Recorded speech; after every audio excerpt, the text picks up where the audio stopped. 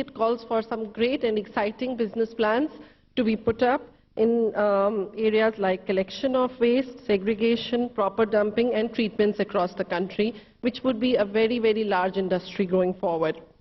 I look forward to these exciting 2 days and looking to meet all of you. So welcome once again.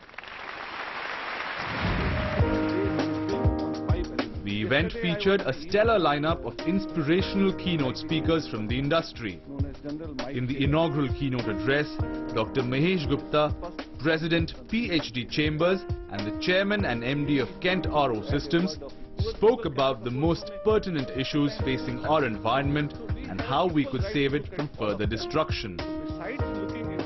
Today the biggest concern for mankind is the environment and not other security concerns, because man as a human race is built on 5 elements in Indian mythology. Is water, air... Not 100. And you build a showcase of what you want the new reality to be, and then you scale up from that and say to the rest of the country, be like that. Manufacturing and consumption of electronic goods form an integral part of the Indian growth story.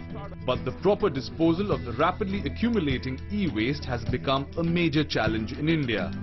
B.K. Soni, Chairman and Managing Director at Eco Recycling India, elaborated on effective eradication of e-waste in India. The generation of electronic waste should not be a problem or should not be considered as a problem. Treatment of that in a right manner should be a concern or should be probably the agenda of our discussion.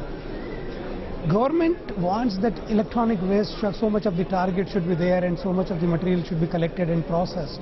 But what about the remaining? Somebody has to work. Otherwise the continuity of the informal sector will remain. So what we have to work out is we have to work out a proper financial plan, thereby the more and more recyclers like Eco comes into market and they take charge of the electronic waste. That is the fundamental approach should be. And therefore only I said it's a training, transport and technology mission. Training in the sense that unless you have persons who are handling this material, that themselves do not know what are the hazardous elements are there in that and what are the impact of that is there. They will be spoiling their own health and in turn the family is suffering. That is the first and foremost thing which we have to address. Then transport for the reverse logistics system has to be completely in place. And we need to deploy the proper technologies. For that the financial assistance in the form of either taxes or subsidy or any other form government should consider, so that it becomes a meaningful, objective driven approach to eradicate electronic waste.